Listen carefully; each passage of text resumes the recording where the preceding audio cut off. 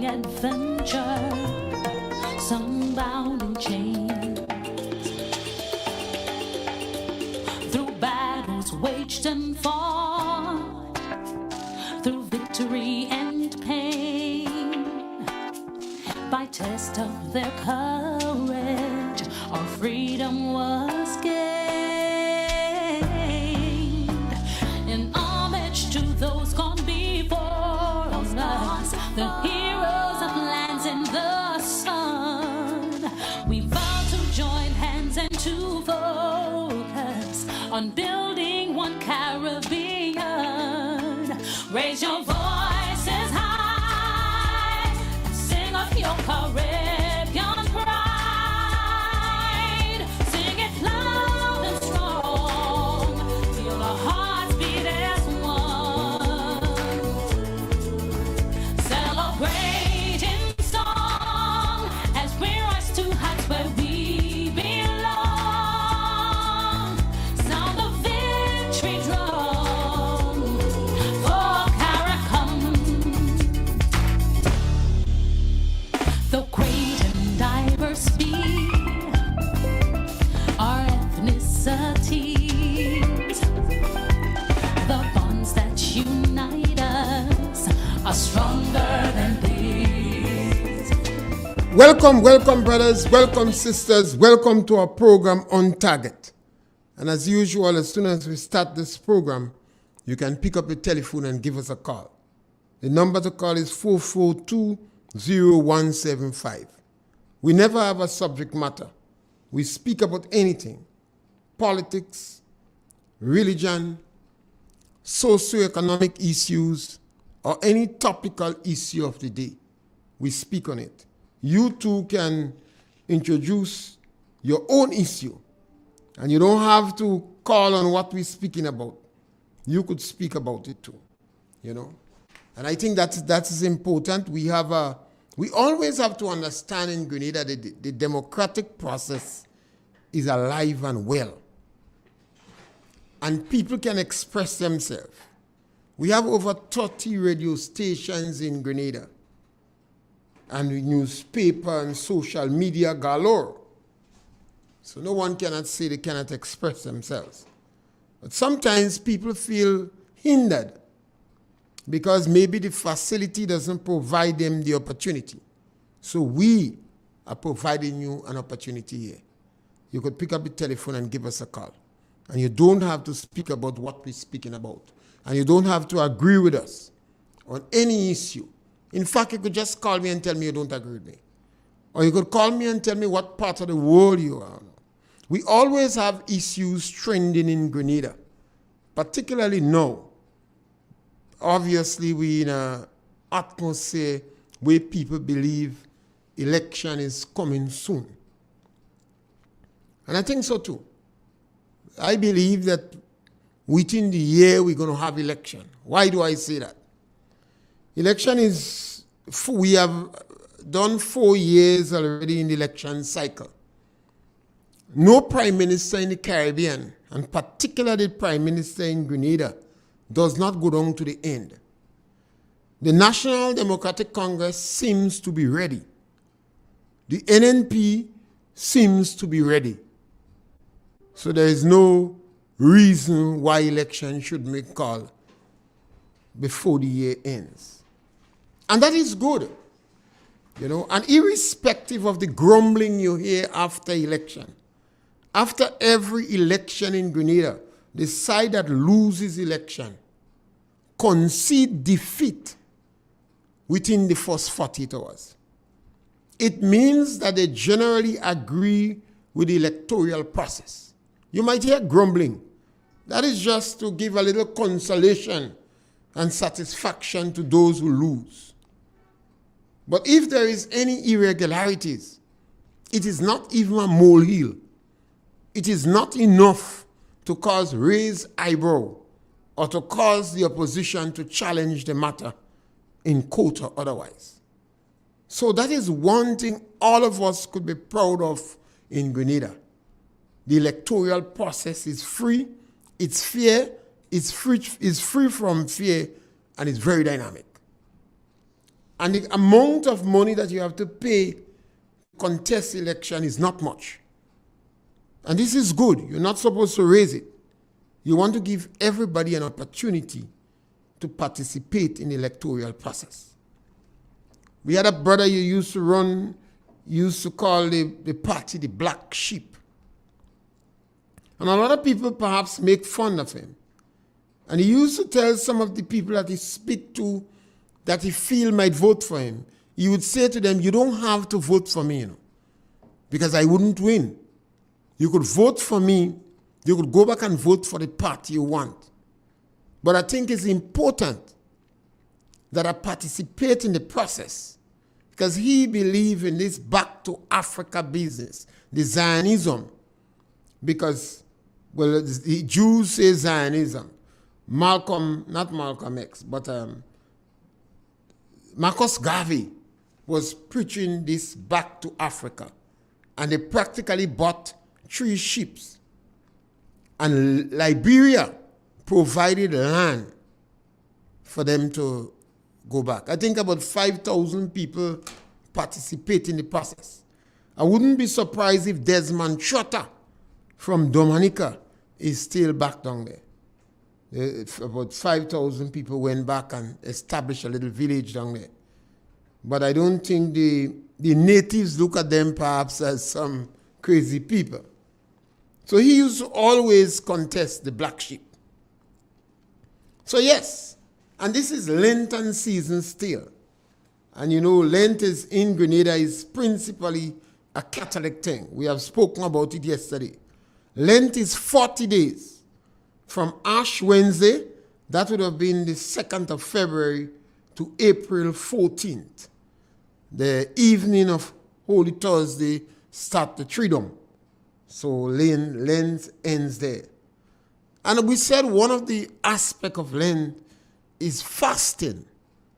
Fasting doesn't mean that you shouldn't eat, And it's principally if you are in the age group between 18 and 59. And if within that age group for any medical condition, you're supposed to eat on a regular basis, you shouldn't fast. And fasting doesn't mean you starve yourself. Because if you are not accustomed staying without food, you may not be able to stay without food for one day. You might cry. A lot of young men that end up in the police station, or sometimes all the police have to do is to keep the food nearby and ask them questions. And they're singing like a canary because they don't accustom denying themselves for food. So it's always important to teach your children to deny themselves from food. Very, very important. You have little children crying. They go in the shop, they want snacks. They're crying. They want this, they're crying.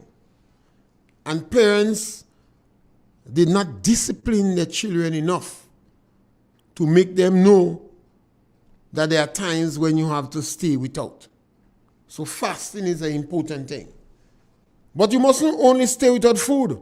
Some people have bad habits. And if you want to give up bad habits, it's a good time to start. Sometimes envy. You could try not to be so envious. You could try not to be so greedy. You could also try not to bad talk the neighbors during that period of time. You could give up tiffin if you are accustomed touching people's things or lending people's property without their permission. You could say during Lenten time, you wouldn't do it. So there's a lot of things you could give up during Lent, and that pass might help you. But particularly for children, parents should involve these children in this Lenten season. Let your children participate. Let them learn to give up things. Some people can't see a piece of chicken. You're shocked to know what some of your kids would do for food. I see big people almost want to cry for food. Fighting for food that cooked since morning. The food will value $5. People have hundreds of dollars in their pocket And they're embarrassing others, not themselves, embarrassing others because they're fighting for food. But if, as of course your custom during Lent, denying yourself, and the Lent permit you to eat 1 meal a day. So when they say fast, they don't mean do it at all. You could eat 1 meal a day. Some people who perhaps is more militant or strong may not eat at all, but they will drink water. But you can eat 1 meal a day. You could even suck an orange or eat a piece of bread in the evening time. But the idea is to cut down on the quantity of food. So you cannot deny the fact that you have money. You can't say you don't have money now, because you would have denied yourself, and that additional income you can give alms to people. You can give us a call. The number to call is 442-0175.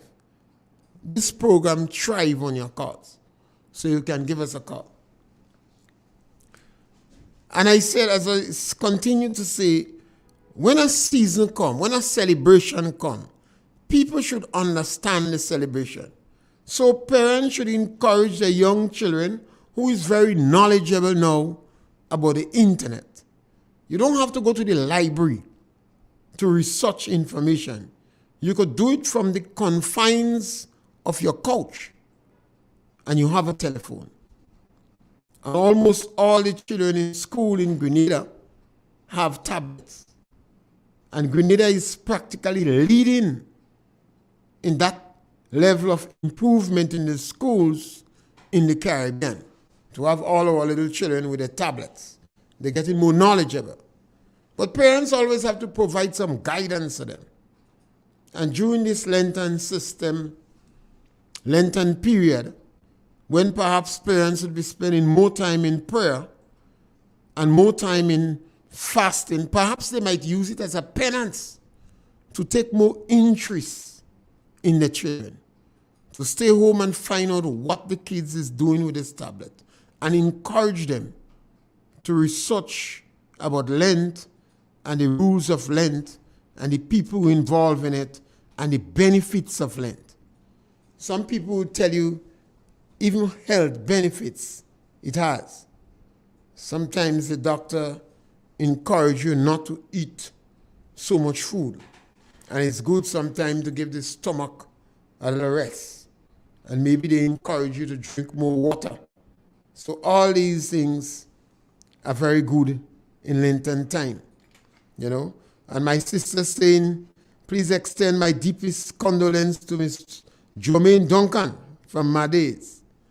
Yes, we heard about this incident last night where 2 people died as a result of a residential fire. Miss Duncan contributed significantly to the society. You know, her husband, who passed away a couple of years ago, I think he was the deacon, old headmaster, also a permanent secretary, and he was jailed in the revolution. The revolution jailed him too. So he spent some time in prison. When he come out, that didn't daunt him at all. He was in the church and he was participating. You see, the revolution turned up a lot of things, you know. When the revolution started to jail all the old GNPs and started to jail the religious individuals, the revolution put immense pressure on the Catholic Church, because it appears and it seems that the church hierarchy was very supportive of the revolution. So the revolution sort of turned back on them. The ordinary rustic, when the revolution take place, particularly in the area of Tivoli and St. Andrews, they dress in red and go to church. You know. Some of those old Porto Legli, they was not the top echelons of the church. There was ordinary women folk who went to church. But because it was rumored that the guns was stored in the church, they believe that. I don't know whether it's true or not. But some of them didn't go to church. But those old Potoglegli believe the church is theirs, so nobody can run them. So they put on red in defiance and went to church. And they continued to hold prayer meeting in their houses for Erigeri for 4.5 years. For 4.5 years, some of these old people was passing the rosary for Uncle Gary. And when Duncan was in prison, that contributed to the pressure on the Catholic Church and the relationship between government and the church in Grenada. This gentleman's house is gutted by fire, and a sad ending to a great individual and a humble, hardworking, dedicated, and committed mother all over the years. Remember Duncan's son was working in the Ministry of Health, but they had to flee Grenada. They flee while thousands of Grenadians left the country for safety. So our deepest sympathy go on to them. Every now and then we will have fire. After every fire, we learn a bit. Because life, you have a lot of lessons to learn in life. A lot of emphasis have to be on how we protect ourselves. We have so much humps in the road and so much vehicles now that the fire brigade or the water brigade would take a considerable time to reach its destination. For instance, it may well take half an hour coming from any point, and if you have to move the fire brigade from the western side and the one from Grenville to help St. Patrick's. That's the reality. I hope one day we will be able to educate the public more so that neighbors would be in a better position to help to aid in rescuing people from houses. Our houses are generally single-story and two-story houses. So if neighbors are better prepared, they might be able to rescue people before the lawman comes. Again, we have current now, so people would be hesitant to just start on your hose and try to outfire. Water, I heard, is a good conductor of current. So all these are the challenges, and these are some of the challenges of development. But yes, my sister, I know perhaps how you feel at this time, and my sympathy goes out to the Duncan family and to Psycho. Yeah? And you can give us a call. The number to call is 442-0175. We stick around with the Lenten season, and I always try to see how it relates to Grenada, how it could help our country. Sometimes when we say to give alms, we look at money, we look at goods and material things. But it could also be of our time and our talents. We could give of our time. We could visit the sick people in the community. You could pick up the telephone and call them if they could speak. There are instances when they may have a caretaker, but the workload is hard for the caretaker. Some of the young men in the community perhaps could volunteer to help clean the place. And even talking to the caretaker. Some of the caretakers are women that also have children. They are not paid much. So some people could reach out to them and reach out to their children and provide assistance. We are our brother's keeper. More and more, we seem to be casting aspersion at the older folks in the community. We seem to be very dismissive of our older people. We can't be. We ought not to be. We shouldn't be. Very dismissive of our people. So that is where you need our people who are much more educated today than ever in our history. Much more educated. They do psychology. We have a caller on the line. Caller, welcome. Good afternoon, Mr. Pierre. Yes, welcome. Yeah, Mr. Pierre, I send a sympathy to the Duncan family of the loss of the mother and the father, the mother and the son. Because while I was going to St. Patrick High School, the husband was a principal at that school. I know the mom good, I know the family good. Tell them sympathy to the family and letting them know to be strong. There's a time that the bad things come, but then we are to endure. So speak endurance upon the family, we stay strong. And Mr. Pierre, one thing I will say to the young people, each and every one of us have to get old. And then we need to treat the senior citizens with respect. Let's treat them because in most of them in life, we tell ourselves like the world going to leave us and we want to do all kinds of things and the life we want to live. But I always say to people, you're young, and the things that you do, it will hinder you from going forward in life because the life you live outside there and you went for a job and they have asked you for a record of the life you live in a village. That know you. So then they same people that you might have to get that reference later from. And they go see exactly the lifestyle you live. And if you try to get somebody to write a good letter for you, when you get a job and sit down in front desk, and people might come in there and see you, they go say, hey, that bad boy, he behaving somebody in the community or the village where you live in, and then you could hide for time, but you can't hide for long. People get to know your character. So I always better to live a good life, live a life that is pleasing to God and pleasing to the people around you. So they can always talk good about you. So Mr. P, have a bless. Yes, I think that is very important. What we need to do is to have more voices in our society encouraging people to do that. I am concerned because we have a tendency now to be very dismissive of the elders in the society. And in Grenada context, we retire at a very young age. In fact, Grenada perhaps have the earliest retirement age. Some people retire at the age of 50 years, If you work with the public service, you could have retired at 50. And some people retire after 20 years service. If you're a policeman under the rank of inspector, you could retire after 20 years service. So somebody could be 38 years old in Grenada and retired.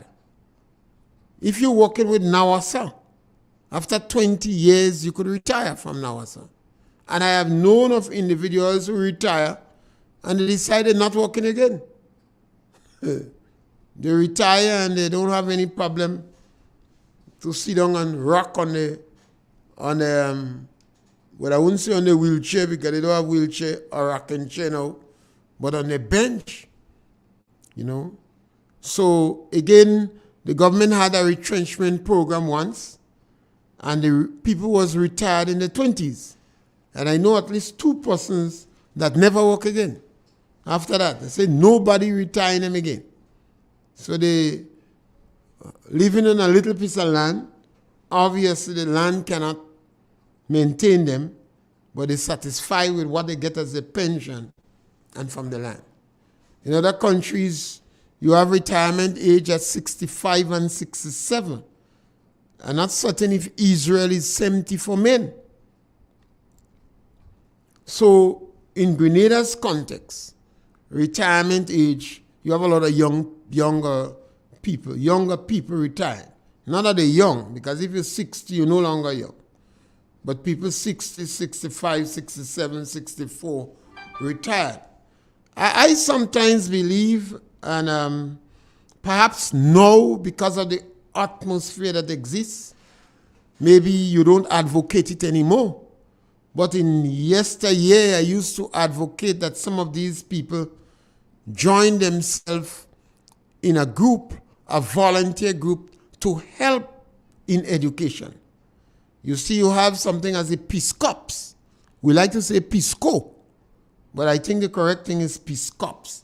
although I like to say Peace Corps. And they are generally volunteers from the United States of America. Young professionals come and work in an area, and some of them very young. So we have a number of people who perhaps could have volunteered as assistance and help to schools, to homes, to organizations, to agricultural research department, to the health system. But unfortunately, we don't have that. And with this present culture, some people want to get rid of the old gods. They want to get rid of the old people. They see them as if they're blocking space. And in the whole Caribbean, one of the challenges the Caribbean have is our population is not sustainable. Whether it's in Barbados, Grenada, St. Vincent, St. Lucia, Dominica, perhaps worse, our population is not sustainable. In Grenada context, Grenada was 412 people, more than St. Lucia about 50 or 60 years ago. St. Lucia is about 75,000 people more than us. We have so much playing field in Grenada. From my perspective, we don't even have people to play in it. If you come in rural Grenada, there are some communities that fighting to get fellas to make a cricket team. Yet, we develop a culture that we're very dismissive of the older folks. About 3 old men was stoned in the land. Their own land. You say you old, come out in the land, the Pell Stone men. Nomo was one of them. We have a caller on the line. Caller, welcome. Good afternoon, Mr. Pierre. Yes, caller, welcome. Very, very good knowledge this afternoon, Mr. Pierre. I don't know, you got up in a real good mood to touch his glimpses tonight, this evening. A lot of what you say have so much of the truth in it. I remember the Peace Corps days. I lived in Moncton at that time.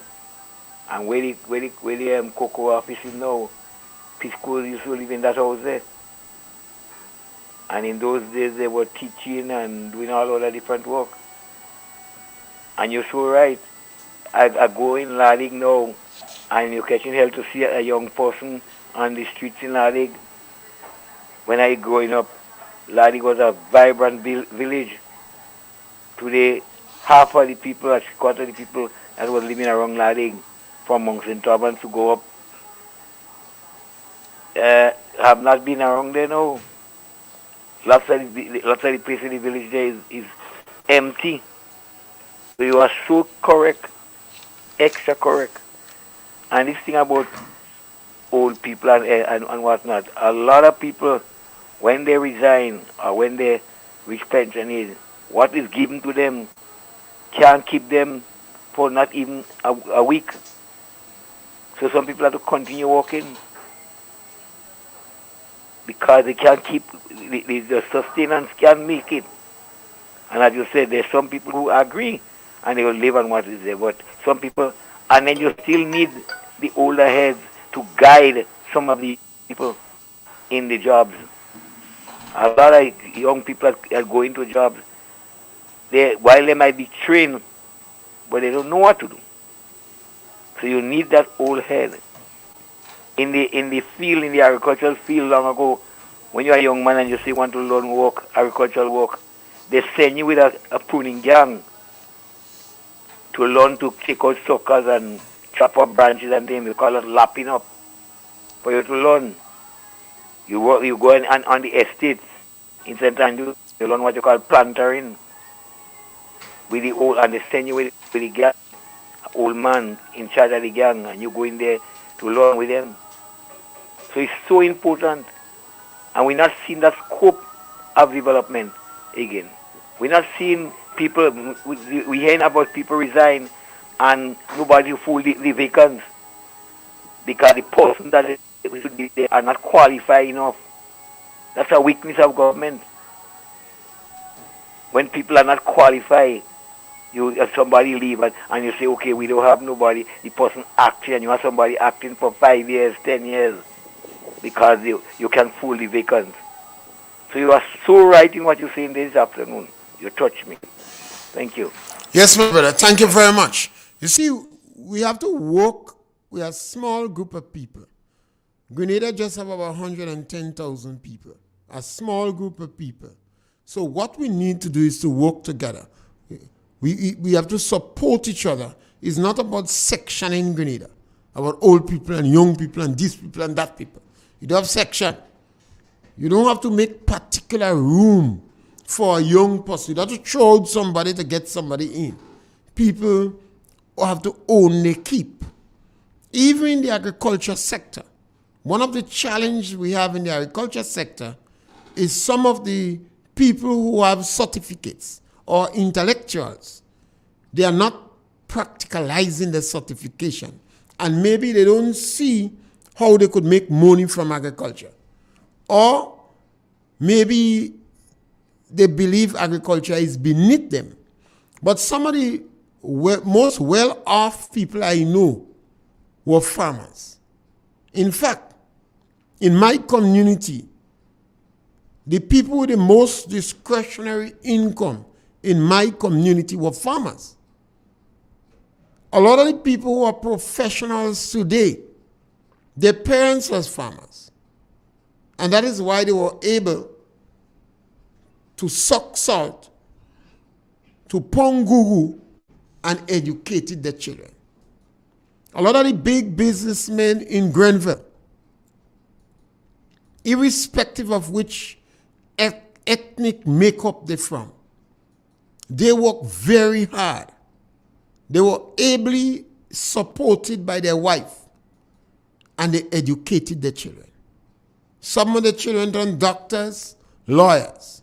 I encourage Grenadians. You see, what has happened to us is that our forefathers wanted to control the factors of production.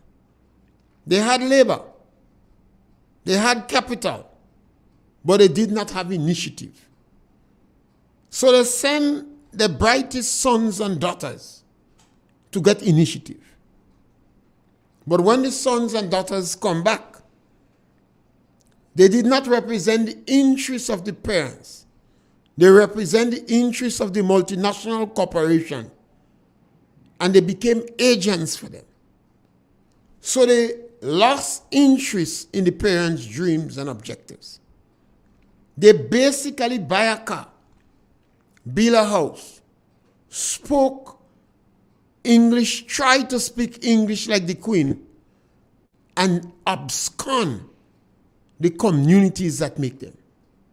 So Hermitage, Pleasance, Bruggrove, Parklet, Munich, Guelph, and other communities lost their brightest sons and daughters. We have a caller on the line. Caller, welcome. Mr. Pierre. Yes, caller, welcome. How are you, sir? Great, man.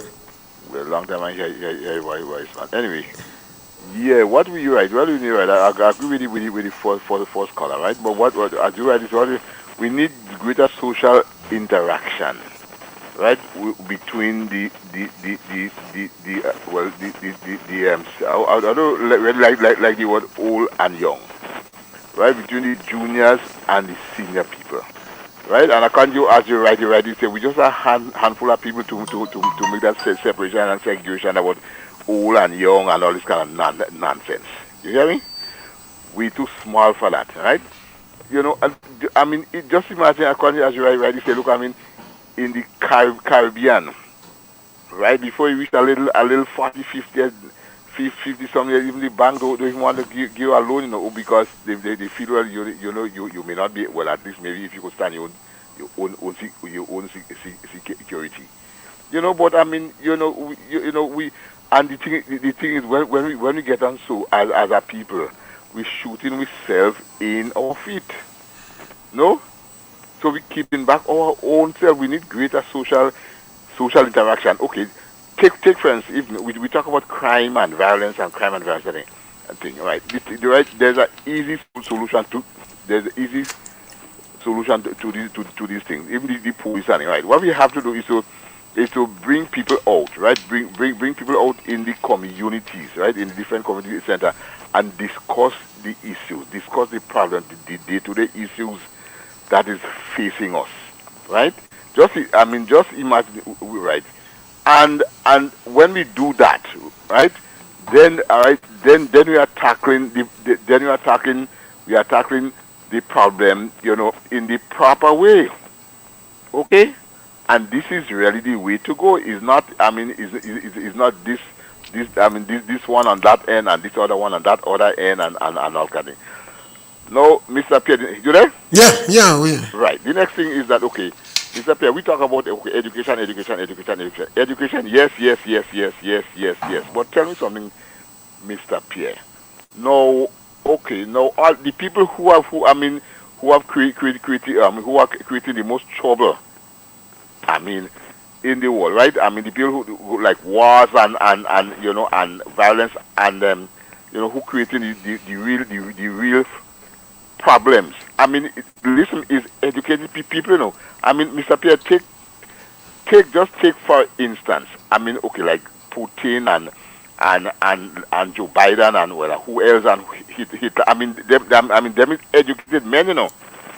Them is not lacking education. You know. So the point about the people who talk about education, I'm not saying education is bad. It is good, and we as a people, we need to be more educated. I'm not denying the fact. Don't get me wrong. I am not saying we don't need to be educated. Do not get me wrong, please. So now when you speak, you don't get it wrong. I am saying is these people who have created the worst atrocities and the worst injustices in this world. Them is the most educated people. Okay.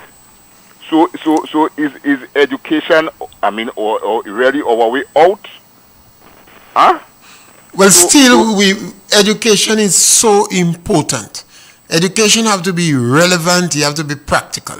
And you want the people who go to universities and get higher education to come back and be productive in the country. Yes, particularly in small countries. Well, exactly, particularly in small countries. But I am simply saying, Mr. Pierre, is those people who are committing worst atrocities and injustices in this world, right, down the ages, right, them is top in education. Them are very educated people. They're not lacking education. So, in other words, yes, our people need to be more educated. But the world as a whole, generally speaking, doesn't lack education, right? I agree with you. Good, because the worst atrocities and injustices in this world was committed by the most. But you also have great discoveries and great initiative and great sacrifice done by quite a lot of educated people. Definitely, and just before I leave, Mr. Pierre, no, we're talking about no, right? No, I don't really want to be too long, right? We talk about okay, oh boy, this women rights and women and freedoms and women rights and all that, right? And women liberation and that thing. No, this is not this is good. People fought for that down the age. A lot of lives been lost for that. A lot of sacrifice is being made. But what I'm saying is that I think you spoke about that a lot of times already, right? But my little thing is this: is the rising of women will really bring all right, the rising of women throughout the world will we enjoy a better stage in our lives? Will we have better homes? Will we have better children? Will we raise better children? Will we have more stable homes? Will we walk the street and feel more comfortable? In the street, in our homes, in the workplaces. Will we enjoy a better standard of life, generally speaking? Will these things, make the world a better place? In a general way, or that is just towards women alone? No? I thank you, caller. Good, thanks. That is, I know the struggle there. That is a very important subject matter that we must not be afraid to discuss.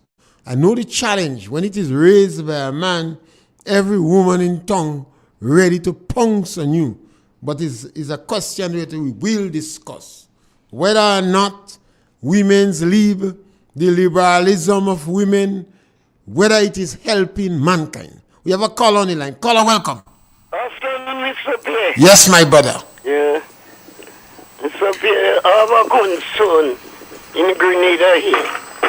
Like all those goat-in guizon come down in Grenada. You have so many fathers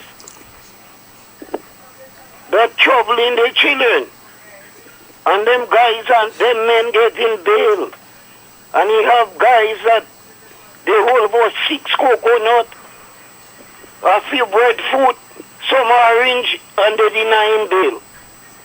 There is fathers that trouble children from the Pampas to the Bassett.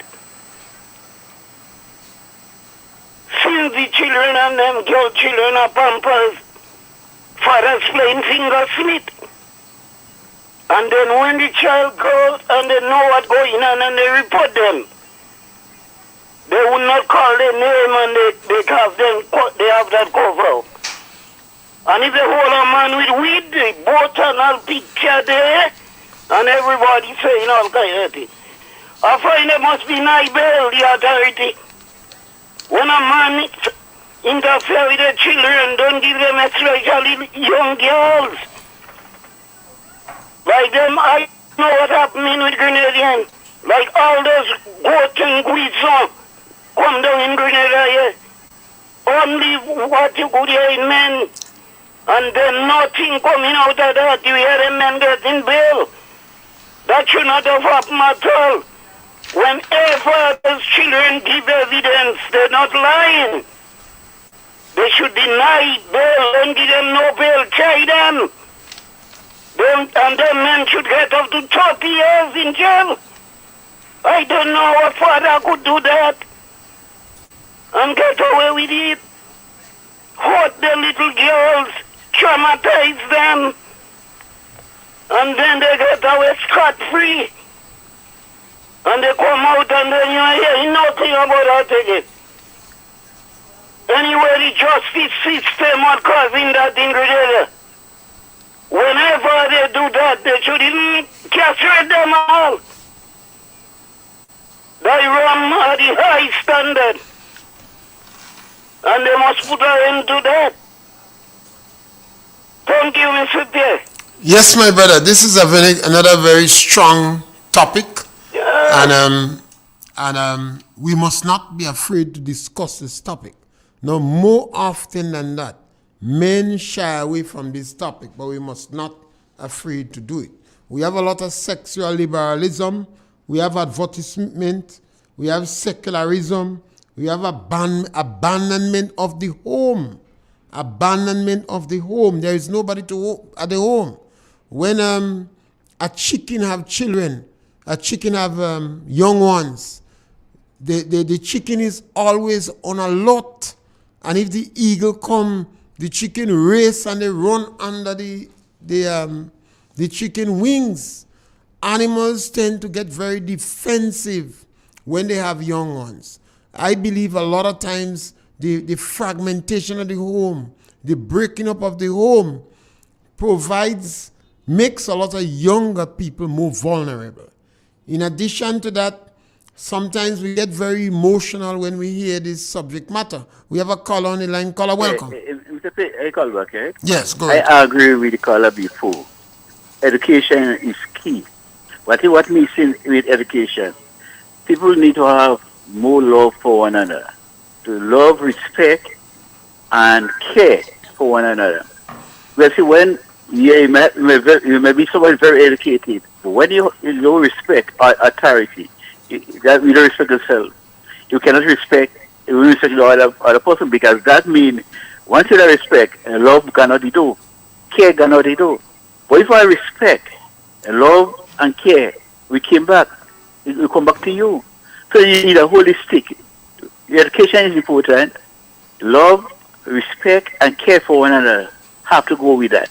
To be someone that people look up to and be a good example. We need that. Okay, Mr. Pierre, how bless you. Yes, my brother. You know, I think sometimes it's interesting. If you meet 10 people in a room and you ask them what is love, you might shock to hear the answers they give you. Some people say love is sacrifice and need. The Bible says a man must love his woman as he loves himself. He must love his wife as he loves himself. The Bible says a woman must respect a man. A woman don't have to love the man she with. She have to respect the man. We have to have some of our teachers in society explaining to people what is love. As parents, we have to tell our children what is love. This guy lost his leg got broken, they didn't lose it, and in hospital. So the doctors have to stretch his leg. So they have a manner in which they tie it up, they put it in a string and they put some weight on it. And his friends go and see him. Well, some of these boys playing bajan in outside and done, but when they go in the hospital, they just cry. So a few of them cry to see his partner. And they tell the boy, well, things don't looking good, it look as if you go dead. And the boy himself wonder, and they say, well, boy, this young woman you have, you know, fellas will give pecan. They say, well, boy, she might have to leave you. What you go do again 3 months today in the hospital? So the boy sit down and he lament and he decide before the woman leave him, better he leave her. So when she come in the hospital, he tell her he want a divorce. He insists he want a divorce. Because he sure as daylight the woman go leave him. Because you see, he know he's not working. And the woman is treating him better on Fridays.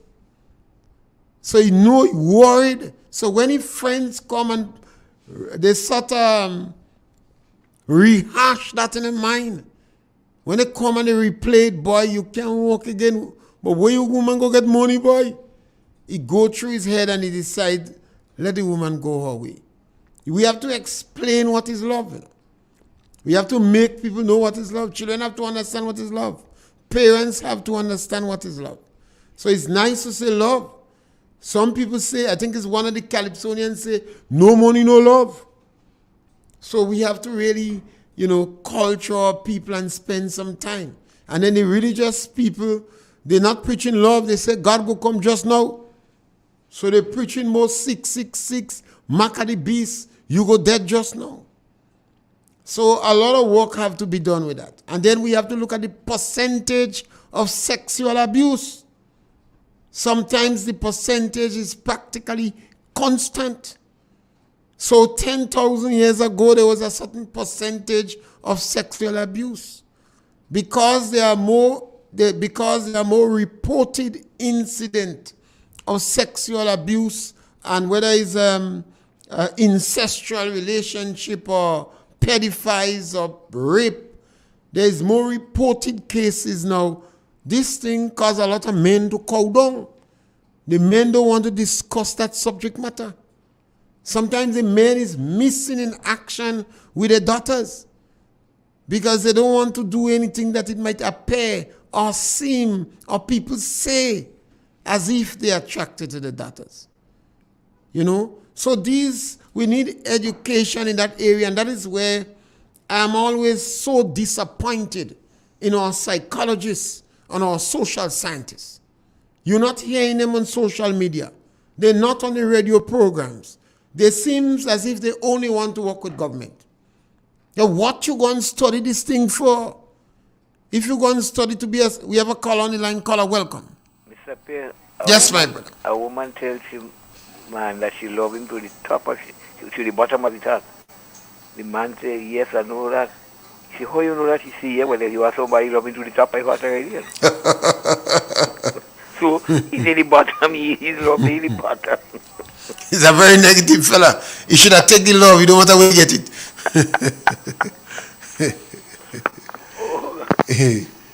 He should have taken the love.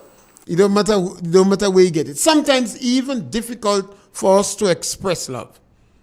You know, a guy say he like the woman. The woman say, well, if you like me, it don't make no sense. You like things. You like dogs. You like trees. You don't like people. You love people. People afraid to say they love one another, you know. If you have a partner and say, I love my partner bad, fellas watching you with cockeye, you know. You know? So sometimes we neutralize love. We dilute the significance of love. We're afraid to say we love. And Christ wants us, you know. After Christ tell us, love your neighbor as you love yourself, Christ realized some of us don't love ourselves. So he said, love your neighbor as I love you. He said he's making a new commandment, you know. And Christ them ain't like much rules, you know. He said, forget all these rules. Your forefathers were not able to keep the rules. So he not bestowing these rules upon you. He said, love your neighbor as I love you. Don't harm your neighbor. You know, don't try your best not to do wrong. And remember, if you wrong your neighbor children going to be the spouse of your children. So do good to your neighbor children. And this is Lenten time. And we men must not be afraid to speak about sexual abuse and sexual, the incestual relationship. We must not be afraid to speak about it, because it's a small percentage of men that involve in it. But if we stay silent and we seem so affected by it that even when we speak about it, few men participate, we shy away. And we must not afraid to speak about women too. Women have a responsibility, a role to play in the protection of their children. That is one of the responsibility God gave woman. Like a vessel, she accepts God's gift. That is the biggest privilege. You accept God's gift. The relationship, the bond a woman have with a child, I don't think a man could ever have it. And a woman must develop all her defensive mechanism, all her defensive instinct in protecting her child or daughter. And she know one of the area where her daughter is most vulnerable is as a result of sex. Sex sells. Sex sells. In addition to that, sex is used as a weapon. Women are used as collateral. When you have a war and one side conquer the other, women are used as a trophy. We can't close our eyes to that reality. There was time when a girl within certain age, parents would not let them go certain place. You have to tell them that. You have to tell your daughter, if she's smoking 9 weed a day, she go sleep too much and Jumbie might take her. She may not like to see herself photographed when she wake up. You must tell your children that. You cannot be that naive to believe because the boy smoke 9 weed a day, you could smoke 9 weed a day. You know? And then very soon we will have maybe the decriminalization or the legalization of weed. Whatever extent it go, we will be able to use weed much more freely. And it means that the children who now would not smoke weed may experiment with weed. And some of them could get themselves in a monkey pants if parents don't discuss the issue with them and talk to them about weed. And we're coming to the end of the program, and you know we like the politics. One of the issues I think we would speak about or we could discuss is the NNP and the NDC. The NNP has been winning election, and it seems that the NNP like to win. The NDC has been losing election, and it seems that the National Democratic Congress take a liking for losing. And we must discuss why. Why is it that the NNP is winning election?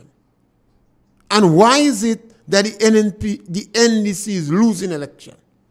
We must be able to call on the radio, particularly in my program, and sit down and discuss why. What is NNP doing that they have the confidence of the people of the country? What is NDC doing that people don't trust them? Or at least people is not, the majority of Grenadians is not voting for them readily. Remember we said the electoral process in Grenada is very good. From 1984, we have been going to the polls every 5 years or thereabout. And we have been selecting the government that we want through the process of one man, one vote.